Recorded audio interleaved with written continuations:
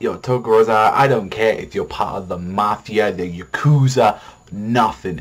When you go in, you see some shit happen. When you see a woman getting raped and a child getting beat up, what you do? You don't think. You just get your fucking knuckles in that car, break the window with your bare fist, and punch his teeth out at the same time, and then break a fucking wooden sword just with your bare fist. That is some freaking epic shit, and I can tell you from this chapter that, yeah, this series is still living up to the freaking hype that I had for the first two chapters. So one thing we get to see really with Riku is that it's like he's now in the orphanage. You get to see like him, like he's still training, like he kind of like actually took Tokorozawa's words, like, right, because he was saying like, oh, you gotta do all this stuff and like, you know, take care of yourself if you want to be a true like boxer and true leader. It's like we see him like, you know, he's actually training, he's actually trying to, you know, be something else. And from what we saw, that one villain that I'll get to a lot later, we did actually see him at the start of this chapter just mess up this dude with like a, which looks like a shovel or like a spade. He's beating the shit out of him, and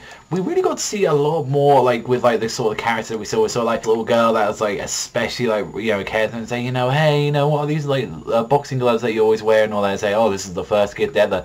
And he's not used to this. He generally isn't, because he was always treated like such a, not like where he's like a character where he's panicking and he's like freaking out, but where he feels like this is a dream through like the actual like torture and like all the treatment that he got from his father and from his mother and from everyone else. Just talking to these kids normally, talking about, oh, let's read a book. This is heaven to him. He feels, he even says to herself, to Ahara, like one of the carers in the orphanage, that he's a worm. And I can't help but feel so bad for that kid, especially in the last chapter when you saw him like being holded by this girl. This kid's gone through a lot, and he still thinks of himself as just nothing. Like, and then I can just like, I can see that in so many other characters as well, when they treat themselves like absolute crap. But this is a little kid we're talking about. He's like not like, I'd like to say 6, 7 years old, and he's like gone through so much shit, man, and I just can't help but feel really bad for him. And it's like, even Hara, she was like, you know, that child was just scared, and everyone say like, oh, he's got like aggression problems and stuff, like already, like just because of that, the whole killing, like she's like the only one that kind of looks above that, saying he had to do what he had to do. It's like, you know, he was a scared child, he couldn't help that, he should have never been in those sort of circumstances anyway.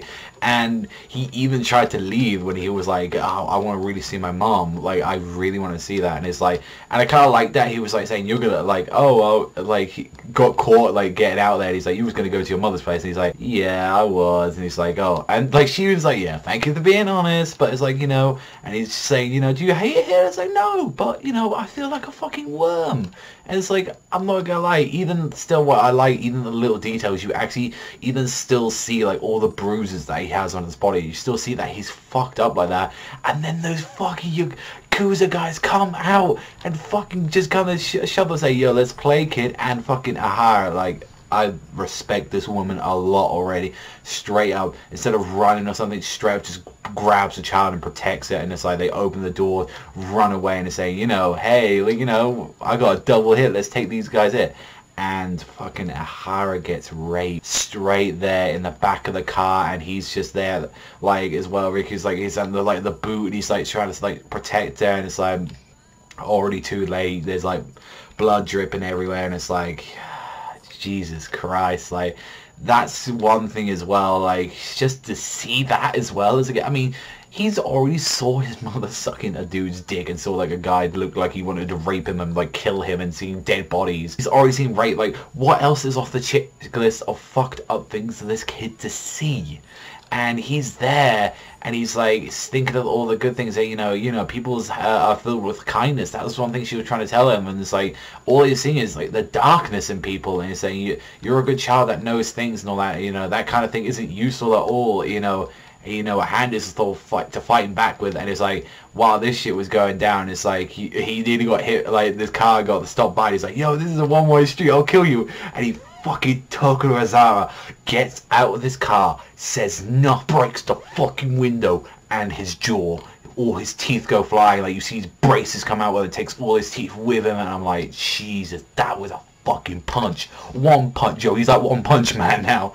And like the guy comes out with a fucking sword, straight up punches it, and then he just punches him clear in the face, and I was like, that is a fucking fist that is how you knock someone out. And like Riku just loses it and he just like starts crying. He's like, please teach me ways to punch. I want fists like yours. Like that. He's like, oh, because of this, because I'm weak, because I'm weak. I'm like, I know it's too soon, but I felt like that was kind of like a Kaneki moment, like when he was like fighting Jason, you know, when his mother's like, even if it meant that, even if it meant killing her, like stuff like that. It's like, I felt like it was like that moment. Obviously not as emotional because that thing was absolutely godlike in Tokyo Ghoul. Nothing can top that. But I feel like already I'm very emotionally invested into the character of Riku, and I support him for where he's going now, especially when he's saying like, yo, the chapter ends with saying, you know, I'm not like, you know, a good guy or anything. I'm a Yakuza, which that was another thing that I kind of got clarified. Because I was thinking, like, I'm pretty sure for the other chats he was saying, like, yeah, he might be Yakuza, or I actually did remember saying I thought he was a police officer at first, but